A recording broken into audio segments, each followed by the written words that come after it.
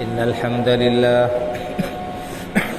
نحمده ونستعينه ونستغفره ونؤمن به ونتوكل عليه ونعوذ بالله من شرور أنفسنا ومن سيئات أعمالنا من يهده الله فلا مضل له ومن يضلل فلا هادي له وأشهد أن لا إله إلا الله وحده لا شريك له وأشهد أن محمدًا عبده ورسوله يا أيها الذين آمنوا اتقوا الله حق تقاته ولا تموتن إلا وأنتم مسلمون يا أيها الناس اتقوا ربكم الذي خلقكم من نفس واحدة وخلق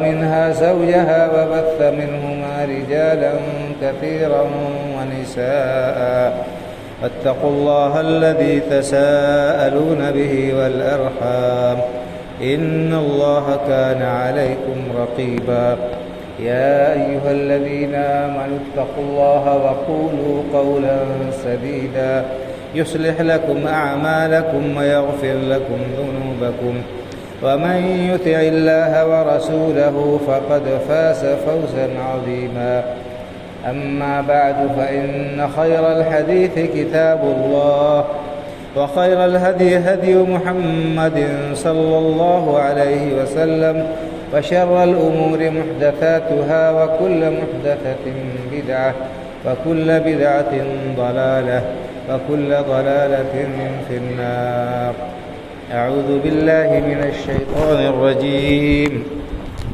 إن عدة الشهور عند الله 12 شهرا في كتاب الله يوم خلق السماوات والأرض منها 4 حرم ذلك الدين القيم فلا تظلموا فيهن أنفسكم وقاتلوا المشركين كافة كما يقاتلونكم كافة واعلموا أن الله مع المتقين رب اشرح لي صدري ويسر لي أمري واحلل عقدة من لساني يفقه قولي سبحانك لا علم لنا إلا ما علمتنا إنك أنت العليم الحكيم. ہر قسم کی حمد و ثنا کا مستحق صرف اور صرف اللہ رب العالمین ہے جو ہم سب کا خالق و مالک پروردگار اور پالنہار ہے، اور وہی اکیلا عبادت کے لائق ہے، اس کے علاوہ کوئی بھی ہستی عبادت کے لائق نہیں۔ ہم اس پاک پروردگار کی حمد و ثنا بیان کرتے ہیں، بے شمار صلاۃ و سلام نازل سید الاولین والآخرین، امام الانبیاء والمرسلین، شفیع المذنبین جناب محمد رسول اللہ صلی اللہ علیہ وسلم پر، آپ کے اعلیٰ اولاد اور مطلب دینی و ملی بھائی اور بزرگوں، معزز حاضرین جمعہ،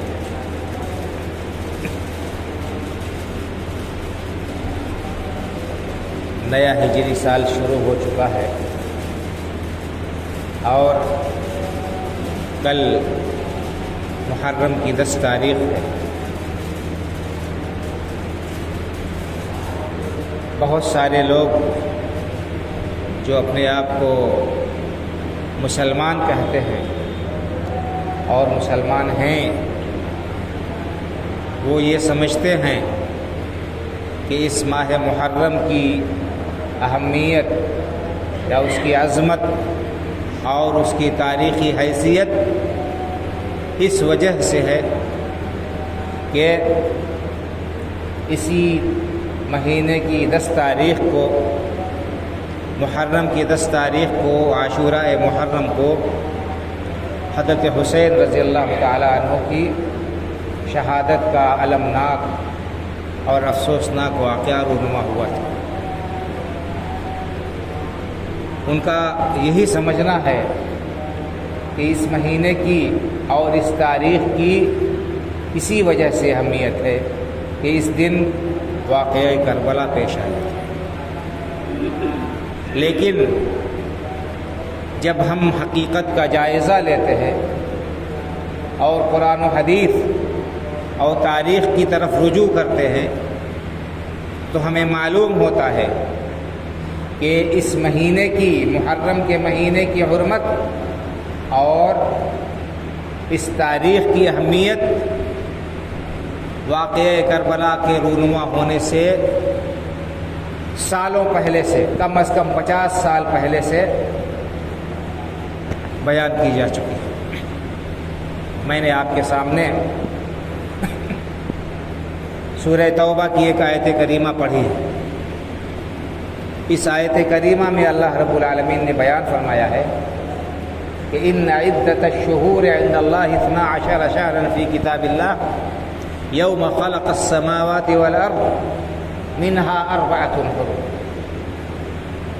کہ اللہ کی کتاب میں سال کے مہینوں کی تعداد 12 مہینے ہیں۔ اللہ رب العالمین کے ہاں لوح محفوظ میں سال کے 12 مہینے مقرر ہے، یہ اللہ کے مقرر کرتا ہے، کسی انسان کے بنائے ہوئے نہیں۔ اور یہ مہینے 12 جو مقرر کیے ہیں اللہ تعالیٰ نے کب؟ جب اس نے اس کائنات کو وجود بخشا، جب اس نے اس دنیا کو پیدا کیا، آسمان و زمین کی تخلیق جس دن اللہ نے کی، اسی دن اللہ رب العالمین نے سال کے 12 مہینے مقرر کر دیے۔ ان عدۃ الشہور عند اللہ 12 شہرا فی کتاب اللہ یوم خلق السماوات والارض، اللہ نے جس دن آسمان و زمین کو بنایا، اس کائنات کو وجود بخشا، اسی دن اللہ رب العالمین نے سال کے 12 مہینے مقرر کر دیے۔ منہا 4 حرم، اور سال کے 12 مہینوں میں 4 مہینے حرمت والے ہیں، خاص قابل احترام مہینے ہیں، ان کو محترم ماننے کا اللہ نے حکم دیا ہے، ان کی تاکید کی ہے۔ اللہ نے فرمایا فلا تظلموا فیہن انفسکم، لہٰذا ان مہینوں میں خاص طور سے اپنے اوپر ظلم کرنے سے باز آ جاؤ۔ تو یہ 4 مہینے کون ہیں؟ قرآن کریم میں نہیں بیان کیے گئے، لیکن حدیث میں اللہ کے رسول صلی اللہ علیہ وسلم نے بیان کر دیا کہ یہ حرمت والے 4 مہینے کون ہیں۔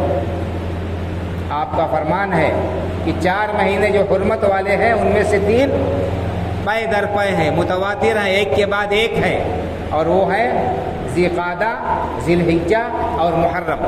یہ 3 مہینے متواتر ہے جو حرمت والے ہیں، اور چوتھا مہینہ ہے وہ رجب کا مہینہ جو جمادی الاخرہ اور شعبان کے بیچ میں آتا ہے۔ تو اللہ نے 4 مہینے حرمت والے قرار دیے ہیں، اور ان مہینوں کے اندر خاص طور سے اللہ نے ظلم سے منع فرمایا ہے، اور اللہ کے رسول صلی اللہ علیہ وسلم نے تحدید کر دی، فرما دیا متعین کر کے کہ یہ 4 مہینے فلاں فلاں فلاں۔ تو ان 4 مہینوں میں سے ایک مہینہ حرمت والا بھی ہے، محرم بھی ایک مہینہ حرمت والا۔ معلوم یہ ہوا کہ یہ محرم کا مہینہ پہلے سے اللہ رب العالمین کے ہاں محترم ہے، اللہ کے رسول صلی اللہ علیہ وسلم نے اسے محترم قرار دیا ہے۔ اور یہ قرآن کی آیت جو نازل ہوئی ہے سورہ براءہ یا سورہ توبہ، یہ فتح مکہ کے آس پاس نازل ہوئی سن 8 ہجری میں، یعنی واقعہ کربلا سن 61 ہجری میں پیش آیا، اس سے تقریباً 53 سال پہلے، تقریباً 53 سال پہلے یہ آیت نازل ہو گئی قرآن کریم میں، جس میں محرم کے مہینے کو حرمت والا مہینہ قرار دیا گیا۔ اللہ کے رسول صلی اللہ علیہ وسلم نے اس کی حرمت کو باقی رکھا، اسلام نے اس کی حرمت کو باقی رکھا، اس کے اندر مزید جو ہے تاکید کی۔ اور احادیث میں یہ آتا ہے کہ اللہ کے رسول صلی اللہ علیہ وسلم رمضان کا مہینہ، رمضان کا روزہ فرض ہونے سے پہلے محرم کے مہینے میں روزہ رکھا کرتے تھے۔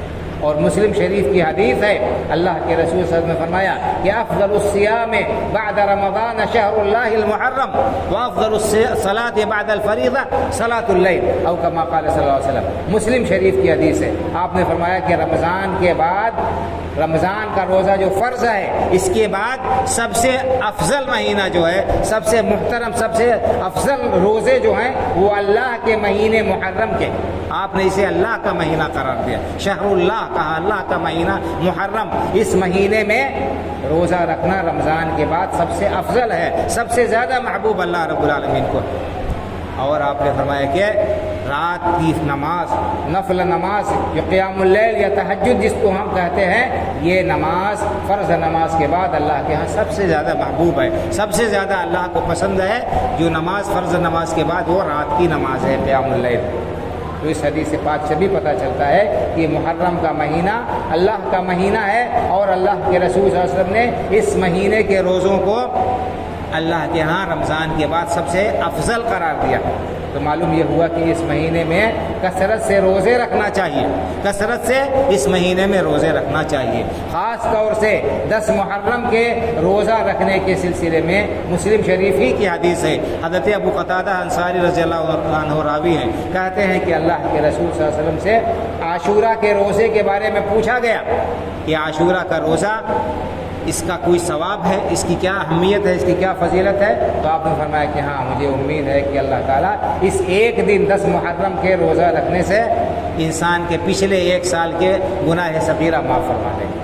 اللہ اکبر، ذرا سوچے، ایک دن کا انسان روزہ رکھ رہا ہے، 1 سال کے پچھلے اس کے صغیرہ گناہ، جو چھوٹے موٹے گناہ ہیں، اللہ تعالیٰ معاف کر دیتے ہیں۔ تو اس سے بھی پتہ چلتا ہے کہ عاشورہ کے دن کی اہمیت اسلام میں پہلے سے ہے، واقعہ کربلا رونما ہونے سے بہت پہلے سے، کم از کم 50-55 سال پہلے اللہ کے رسول صلی اللہ علیہ وسلم نے یہ بات بیان فرما دی۔ اس سے بھی زیادہ واضح حدیث بخاری شریف کے اندر ہے، صحابی کہتے ہیں کہ اللہ کے رسول صلی اللہ علیہ وسلم جب ہجرت کر کے مدینہ منورہ تشریف لائے تو آپ نے دیکھا یہود کو کہ وہ روزہ رکھتے ہیں عاشورہ کے دن، 10 محرم کو وہ روزہ رکھتے ہیں۔ تو آپ نے پوچھا کہ تم لوگ کس وجہ سے اس دن روزہ رکھتے ہو؟ تو انہوں نے کہا کہ یہ دن ہمارے لیے بہت ہی مبارک دن ہے، یہ دن ہمارے لیے بڑی خوشی کا دن ہے۔ کس طرح سے کہ اسی دن اللہ رب العالمین نے 10 محرم کو فرعون کو، جو بہت بڑا ظالم اور سرکش تھا، اللہ کا باغی تھا، موسیٰ علیہ السلام کا سخت مخالف اور بنی اسرائیل کا دشمن تھا، اللہ تعالیٰ نے فرعون کو دریا میں ڈبویا تھا اور حضرت موسیٰ علیہ السلام اور ان کی قوم کو نجات دی تھی۔ تو اس خوشی میں ہم ظالم سے نجات کی خوشی میں، اس کے ڈوبنے کی خوشی میں اور نجات پانے کی خوشی میں ہم روزہ رکھتے ہیں۔ تو اللہ کے رسول صلی اللہ علیہ وسلم نے کہ نحن احق بموسیٰ منہ، آپ نے فرمایا کہ تم لوگ تو صرف نام کے موسیٰ علیہ السلام کے نام لیوا، تم نے ان کی شریعت کو بدل ڈالا، تم نے ان کے دین کا جو ہے جنازہ نکال دیا، تم نے ان کی کتاب کو چھوڑ دیا، تمہاری نسبت تو صرف زبانی نسبت ہے، ہم حضرت موسیٰ علیہ السلام کے تم سے زیادہ حقدار ہیں۔ پھر آپ نے خود بھی روزہ رکھا اور صحابہ کرام رضی اللہ تعالیٰ عنہ مجمعین کو بھی روزہ رکھنے کا حکم دیا۔ اسی طرح سے آپ نے 10 محرم سے 1 دن پہلے بھی روزہ رکھنے کا حکم دیا، ارادہ فرمایا۔ اس لیے افضل اور کامل یہ ہے کہ انسان 9 اور 10 محرم دونوں دنوں میں روزہ رکھ لے، اگر نہیں رکھ سکا تو 10 تاریخ کو روزہ رکھنا چاہیے، یہ فضیلت حاصل کرنی چاہیے۔ تو جو لوگ آج روزہ ہیں بڑی اچھی بات ہے، وہ کل بھی رکھیں، اور اگر کسی نے نہیں روزہ رکھا ہے آج تو وہ کل ضرور روزہ رکھے، یہ ثواب ہمیں حاصل کرنے کی کوشش کرنا چاہیے۔ موسم یقیناً سخت ہے، موسم کی تمازت اور تپش سے لوگ پریشان ہیں، لیکن یہ پریشانی، یہ بھوک اور پیاس کی شدت عارضی ہے، وقتی ہے، ختم ہو جائے گی 10 گھنٹے 12 گھنٹے کے بعد۔ اس کے بعد اس کا ثواب ہمارے اعمال نامے میں درج جو ہوگا قیامت کے دن، جبکہ زبانیں پیاس سے سوکھ رہی ہوں گی، جبکہ انسان ایک ایک نیکی کا محتاج ہوگا،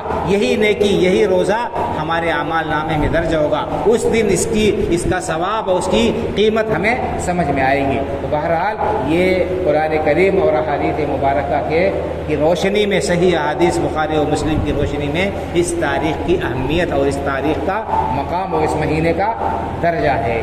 لیکن ہم لوگ یا اکثر و بیشتر لوگ اس حقیقت سے ناواقف ہیں، نابلد ہیں، نہ ہم کچھ جاننے کی کوشش کرتے ہیں، نہ کچھ سمجھنے کی کوشش کرتے ہیں، نہ ہمیں بتایا جاتا ہے، بلکہ ہمیں بھول بھلیوں میں، ہمیں قصوں کہانیوں میں اور داستانوں میں الجھا کر رکھ دیا جاتا ہے، اور اس تاریخ کی ساری اہمیت کو صرف واقعہ کربلا سے جوڑ کر پیش کیا جاتا ہے، بیان کیا جاتا ہے۔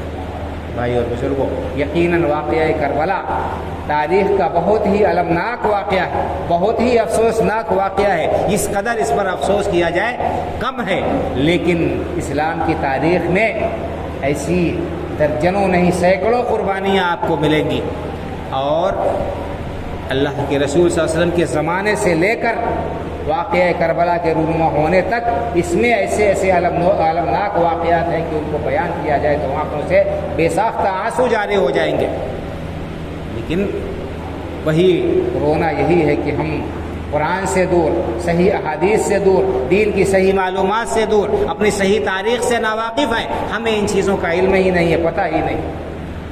آئیے میں آپ کو اسلامی تاریخ کے، اللہ کے رسول صلی اللہ علیہ وسلم کے زمانے سے لے کر واقعہ کربلا رونما ہونے سے پہلے تک کے چند المناک واقعات بتاتا ہوں جو اس واقعے سے، حادثہ کربلا سے کسی بھی طرح کم نہیں ہیں. ان کی جو ہے ان کا درد اور ان کے اندر جو قربانیاں پیش کی گئی ہیں اور جو المناک واقعات رونما ہوئے ہیں کسی بھی طرح واقعہ کربلا سے کم المناک وہ نہیں ہیں، لیکن ہم انہیں جانتے نہیں اور یا انہیں جان بوجھ کر چھپایا. بہت سارے واقعات اس میں ہیں بھائی اور بزرگوں. میں چند ایک واقعات عہد نبوی صلی اللہ علیہ وسلم کے آپ کے سامنے پیش کروں گا اور اس کے بعد ایک دو واقعات آپ کے بعد کے پیش کروں گا.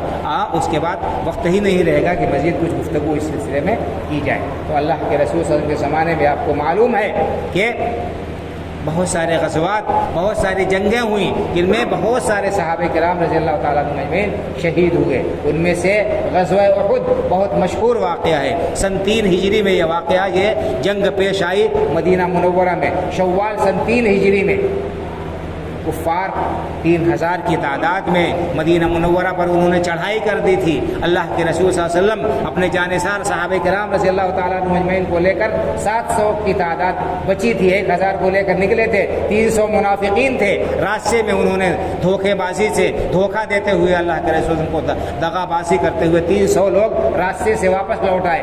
700 جانثار صحابہ کرام رضی اللہ تعالیٰ عنہم اجمعین کو لے کر اللہ کے رسول صلی اللہ علیہ وسلم تشریف لے گئے. احد کے میدان میں لڑائی ہوئی، جنگ احد کے نام سے، غزوہ احد کے نام سے یہ واقعہ مشہور ہے. اسی واقعے میں، اسی غزوے میں کئی ایک صحابہ کرام رضی اللہ تعالیٰ عنہ شہید ہو گئے تھے. ان میں سے سید الشہداء حضرت حمزہ رضی اللہ تعالیٰ عنہ کو اللہ کے رسول صلی اللہ علیہ وسلم نے سید الشہداء کا خطاب دیا. آپ کے چچا تھے. اور اسی طرح سے حضرت مصعب بن عمیر رضی اللہ تعالیٰ عنہ جو اسلام کے پہلے سفیر تھے مدینہ منورہ میں، جن کی شکل اللہ کے رسول صلی اللہ علیہ وسلم سے بے انتہا ملتی جلتی تھی، یہ بھی شہید کر دیے گئے تھے. اور متعدد صحابہ کرام. حضرت مصعب بن عمیر رضی اللہ تعالیٰ عنہ کی شہادت جب واقع ہو گئی تو کفار نے یہ شور اڑا دیا، یہ پروپیگنڈا کر دیا، یہ خبر پھیلا دی کہ اللہ کے رسول صلی اللہ علیہ وسلم شہید کر دیے گئے. چونکہ حضرت مصعب بن عمیر رضی اللہ تعالیٰ عنہ اللہ کے رسول صلی اللہ علیہ وسلم سے بہت زیادہ مشابہت رکھتے تھے، تو ان لوگوں نے یہ پروپیگنڈا کر دیا کہ محمد رسول اللہ صلی اللہ علیہ وسلم شہید کر دیے گئے. المہم اس غزوے میں متعدد صحابہ کرام رضی اللہ تعالیٰ عنہ مجمعین شہید ہوئے اور ان کی لاشوں کے ساتھ مثلا کیا گیا، ان کی لاشوں کی بے حرمتی کی گئی، ان کا سینہ چاک کر کے ان کا کلیجہ نکالا گیا، ان کی ناک اور کان کاٹے گئے، یعنی ان کی شکل مسخ کی گئی. اللہ کے رسول صلی اللہ علیہ وسلم کو بے انتہا غم ہوا حضرت حمزہ رضی اللہ تعالیٰ عنہ اور دیگر صحابہ کرام رضی اللہ تعالیٰ عنہ مجمعین کی شہادت کا. لیکن آپ نے کوئی نوحہ نہیں کیا، کوئی ماتم نہیں کیا، کوئی ہائے وائے نہیں کیا، نہ کسی کو کالے کپڑے پہننے کا حکم دیا، نہ کسی اور قسم کے سوگ منانے کا آپ نے حکم دیا، اجازت دی. بلکہ آپ کا فرمان یہ ہے کہ لیس منا من ضرب الخدود وشق الجیوب ودعا بدعوى الجاہلیہ. ہم میں سے وہ شخص نہیں ہے، ہم سے اس کا کوئی لینا دینا نہیں ہے جو مصیبت کے وقت رخساروں کا تماچے مارتا ہے، گریبان چاک کرتا ہے، جاہلیت کی پکارتا ہے، ہائے وائے کرتا ہے. اللہ کے رسول صلی اللہ علیہ وسلم نے ایسے لوگوں سے برات کا اور لا تعلقی کا اظہار کیا.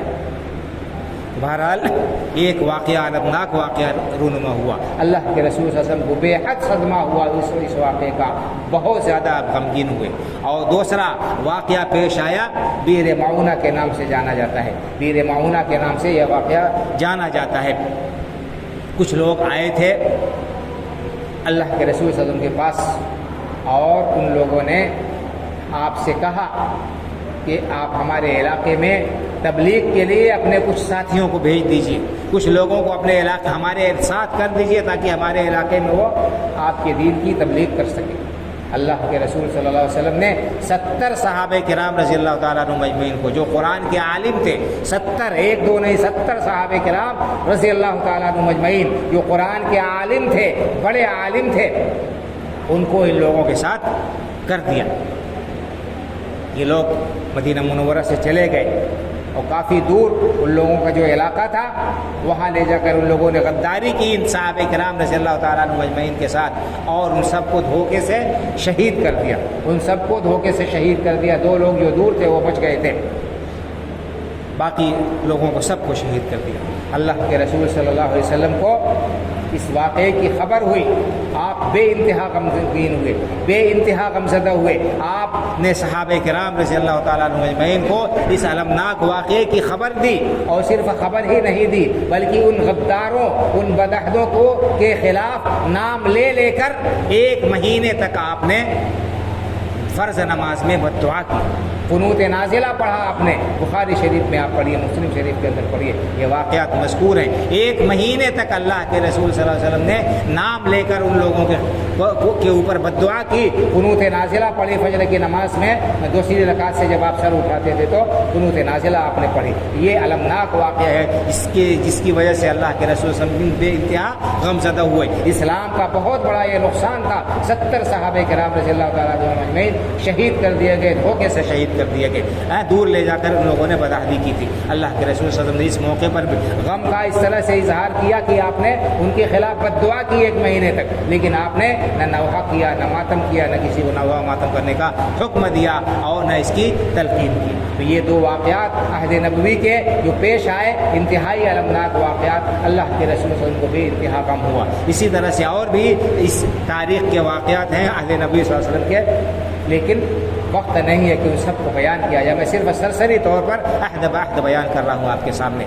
اس کے بعد آپ دیکھیے حضرت عمر فاروق رضی اللہ تعالیٰ عنہ خلیفہ ثانی اور اس امت کے اللہ کے رسول صلی اللہ علیہ وسلم اور ابوبکر صدیق رضی اللہ تعالیٰ عنہ کے بعد سب سے افضل شخص، آپ کے فضائل و مناقب بے شمار ہیں۔ علماء نے، محدثین نے آپ کے مناقب میں باقاعدہ کتابیں لکھی ہیں، حدیث کی ہر کتاب میں حضرت عمر فاروق رضی اللہ تعالیٰ عنہ کے فضائل میں حدیثیں وارد ہوئی۔ حضرت عمر فاروق رضی اللہ تعالیٰ عنہ کی جو خدمات ہیں وہ آب زر سے لکھے جانے کے قابل۔ حضرت عمر فاروق رضی اللہ تعالیٰ عنہ کی شہادت کا واقعہ رونما ہوا۔ ابو لولو فیروز مجوسی نے آپ کو مسجد نبوی میں نماز کی امامت جب آپ کرا رہے تھے خنجر مار کر آپ کو زخمی کر دیا، اور اسی زخم سے آپ کی وفات ہو گئی، آپ کو شہادت کا درجہ ملا۔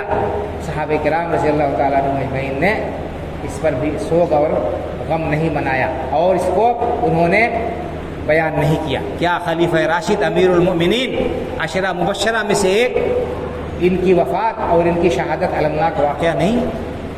اگر کسی کی شہادت کا غم منانا ہوتا تو کیا حضرت عمر فاروق رضی اللہ تعالیٰ عنہ کی شہادت کا غم صحابہ کرام رضی اللہ تعالیٰ عنہ اجمعین نہیں مناتے؟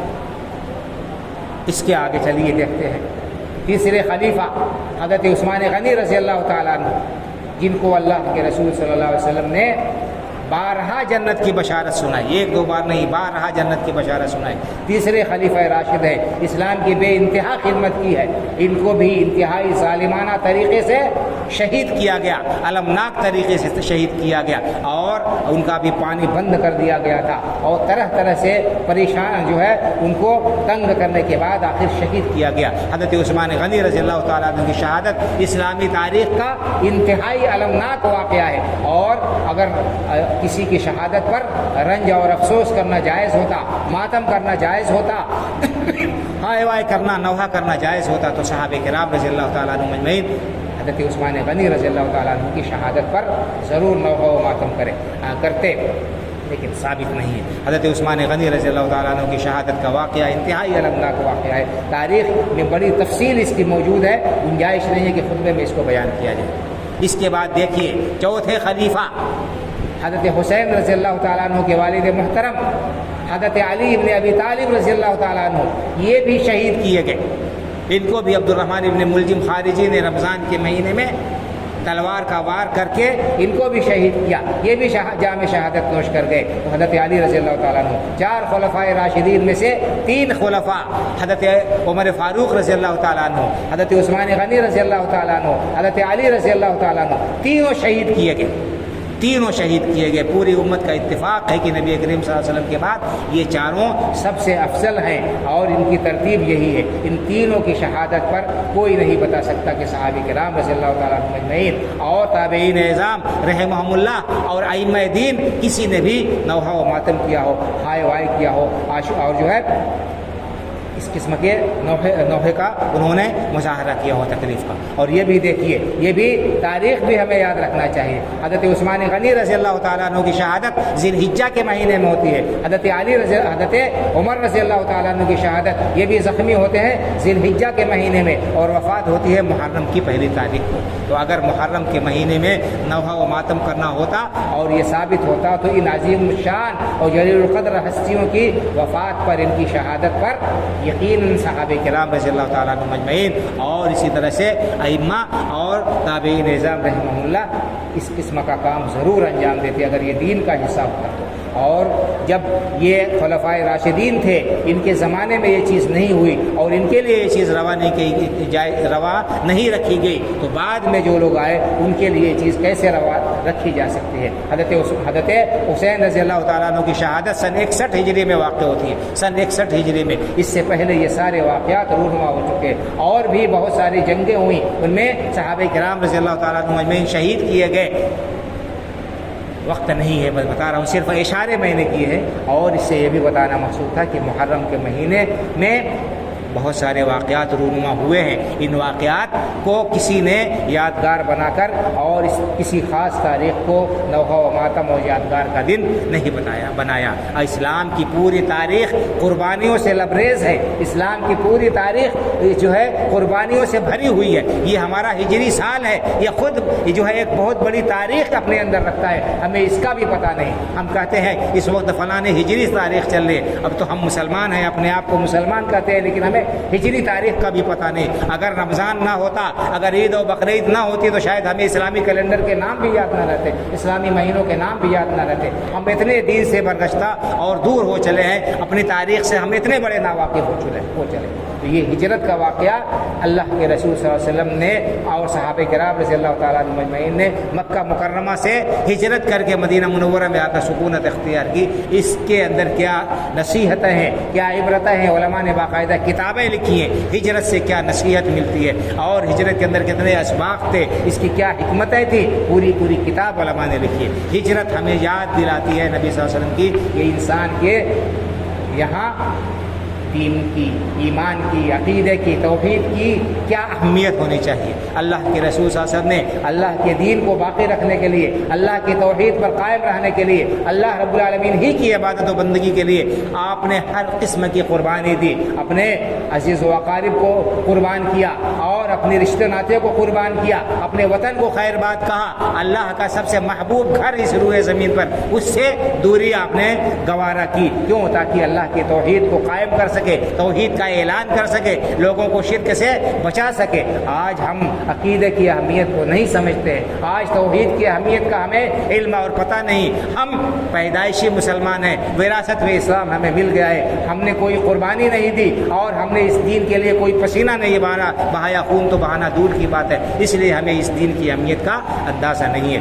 ذرا سوچئے بلال حبشی رضی اللہ تعالیٰ عنہ کا کو سوچئے، مکے میں کتنی اذیتیں انہوں نے سہی، کس لیے؟ اور مکہ چھوڑ کر مدینہ منورہ ہجرت کر کے گئے۔ حضرت صہیب رومی رضی اللہ تعالیٰ عنہ کو دیکھیے، حضرت سلمان فارسی رضی اللہ تعالیٰ عنہ کو دیکھیے، تمام مہاجرین رضی اللہ تعالیٰ عنہ اجمعین کو دیکھیے، مکہ کے رہنے والے، قریش کے معزز لوگ، بڑے بڑے تاجر، بڑے جو ہے اپنے قبیلے میں معزز اور نمایاں لوگ، سب کچھ انہوں نے اللہ کے لیے قربان کر لیا، دین کے نام پر قربان کر دیا، عقیدہ توحید کی حفاظت کے لیے انہوں نے ہر قسم کی تکلیف جھیلی۔ آج ہمارا حال یہ ہے، ہم اپنے آپ کو مسلمان کہتے ہیں، اپنے آپ کو موحد کہتے ہیں، اہل حدیث کہتے ہیں، اہل حدیث ہونے پر فخر کرتے ہیں، اور ہمارا حال یہ ہے کہ ہماری مسجدیں مرثیہ پڑھتی ہیں، کوئی اذان دینے والا نہیں، کوئی نماز پڑھانے والا نہیں، الا ماشاء اللہ چند لوگ مسجدوں میں آ جاتے ہیں، باقی اور وقت میں کہاں جاتے ہیں؟ کہاں گئی ہماری اہل حیثیت، کہاں کس طرح کے ہم مسلمان ہیں. اللہ کے رسول صلی اللہ علیہ وسلم سے محبت اگر ہم کرتے ہیں تو آپ کے تاریخ کو پڑھیں، اپنے دین اور ایمان کی حفاظت کا جذبہ ہمارے اندر ہو، ہم دین کے لیے قربانی دینے کا جذبہ اپنے دل میں پیدا کریں، اسلام کے فرائض کی ادائیگی کا اہتمام کریں. کسی مسجد پر اگر پابندی لگنے کا اعلان ہو جاتا ہے، کہیں پر ہمارے قرآن کریم کو جلا دینے کی بات آتی ہے، ہمارا خون گرم ہو جاتا ہے، جوش مارنے لگتا ہے، ہمارے ایمان کے اندر جو ہے ابال آ جاتا ہے. لیکن ہمارا حال کیا ہے؟ ہم کتنے زیادہ قرآن کی بے حرمتی کر رہے ہیں. قسم کھا کر آپ لوگ اپنے سینے پر ہاتھ رکھ کر پوچھ لیجئے کہ دیکھ لیجئے کہ کس نے قرآن کریم کو کس دن ہاتھ لگایا. ہم لوگ قرآن کریم کو کتنے بار پڑھتے ہیں اور اس کے معنی اور مطلب کو سمجھنے کی ہم کتنی کوشش کرتے ہیں. یاد رکھیے کہ صرف نام رکھ لینے سے، صرف دعویٰ کر لینے سے اللہ رب العالمین کے ہمیں عزت نہیں مل سکتی، کامیابی نہیں مل سکتی جب تک ہم عمل نہ کریں، جب تک ہمارا ایمان اور عقیدہ درست نہ ہو. باتیں بہت ساری ہیں، خطبے کا وقت محدود ہوتا ہے، انہی چند باتوں پر اکتفا کرتا ہوں. اللہ رب العالمین سے دعا کرتا ہوں کہ اللہ تعالی ہمیں سچا اور پکا مسلمان بنائے. اللہ تعالی ہمیں اپنے ایمان اور عقیدے کی درستگی کی توفیق عطا فرمائے. اللہ تعالی ہمیں عمل صالحہ کی توفیق سے نوازے، اسلام پر زندہ رکھے، ایمان پر ہمارا خاتمہ فرمائے. اللہ رب العالمین ہمیں رسمی مسلمان کی بجائے سچا اور پکا مسلمان بنائے، اسلامی پر زندہ رکھے، ایمان پر ہمارا خاتمہ ہو. آمین. اقول قولی ھذا واستغفر اللہ لی ولکم ولسائر المسلمین فاستغفروہ من کل ذنب انہ هو الغفور الرحیم.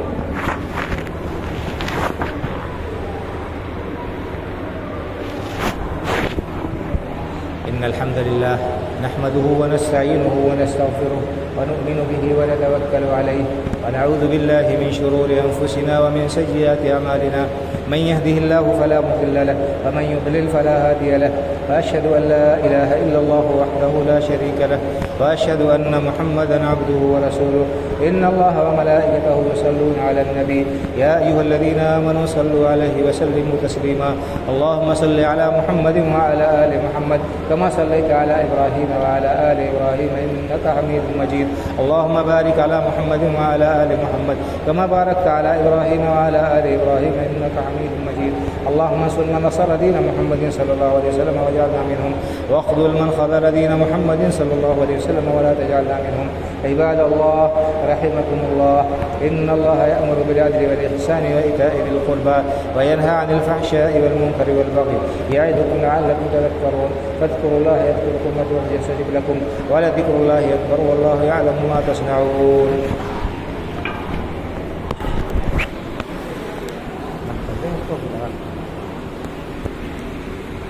الله أكبر الله أكبر أشهد أن لا